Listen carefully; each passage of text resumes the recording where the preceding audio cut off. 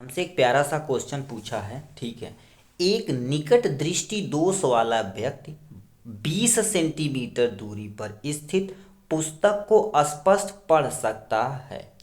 पुस्तक को 25 सेंटीमीटर पर दूरी पर रखने के लिए, ठीक है, यानी दूर रख कर पढ़ने के लिए कौन सा और कितने फोकस का लेंस अपने चश्मे में प्रयुक्त करेगा। ये क्वेश्चन कितने नंबर का है? 2 नंबर का है यहाँ से। अब इस टाइप से क्वेश्चन आपसे पूछा ही पूछा जाता है।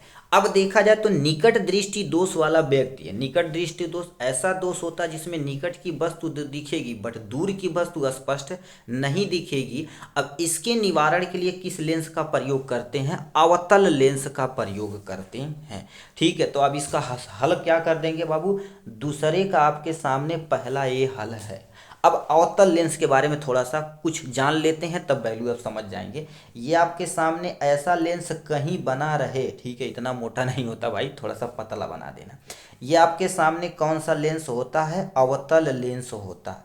अवतल लेंस के गुण के बारे में थोड़ा सा जान लीजिए। जब कोई प्रकाश की किरण सीधे जाएगी, इधर हमने मान लिया है F1 और ये आपके सामने 2F1 और ये आपके सामने क्या होगा? F डैश ले लेते हैं और 2-F ले लेते हैं, या 2 भी मान सकते हो, कोई टेंशन नहीं। अब देखिए क्या, जब कोई प्रकाश की किरण सीधी जाएगी, जब कोई प्रकाश की सीधी किरण जाएगी तो ये फैलाने का काम करेगा, यानी इसका फोकस क्या होता है? इधर होता है, यानी एक्टिव फोकस इधर होता है। जब इधर कुछ भी रहे तो क्या लेना? निगेटिव। इधर कुछ भी रहे तो क्या लेना? आप पॉजिटिव लेना है यहाँ से। अब बता देते हैं, अवतल लेंस के उपयोग निकट दृष्टि दोष में किया जाता है।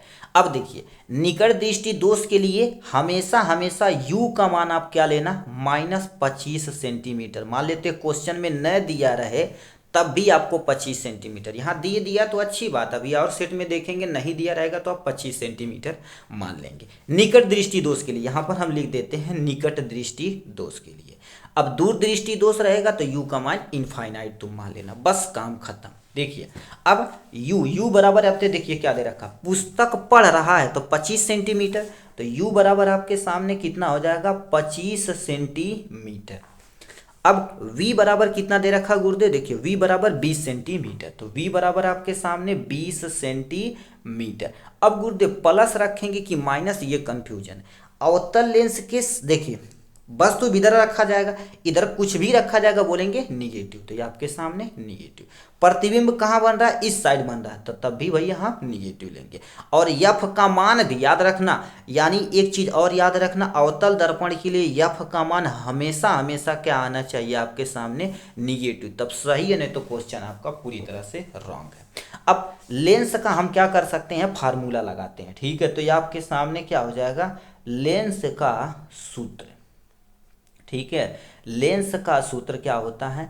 1/f बराबर में 1/v माइनस में 1/u होता है, जहां f बराबर फोकस दूरी, v प्रतिबिंब और u वस्तु की दूरी होती है। बस काम खत्म, इसी पे रख देंगे।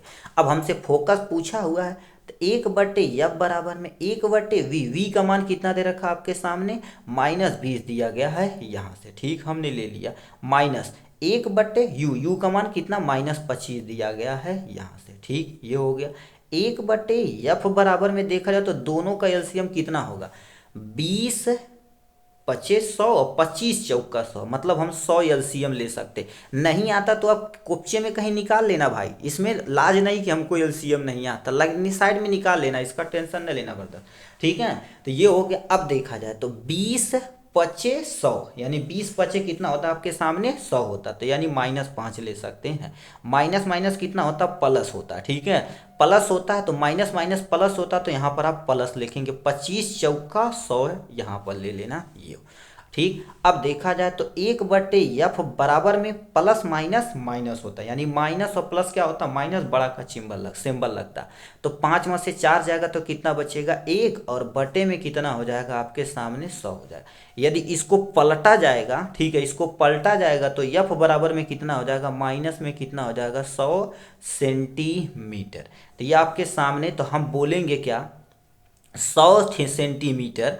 ठीक है, यहाँ पर लिखना पड़ेगा 100 सेंटीमीटर फोकस दूरी का। ठीक है, 100 सेंटीमीटर फोकस दूरी का अवतल लेंस का प्रयोग करेंगे। क्या करेंगे? अवतल लेंस का प्रयोग करना होगा।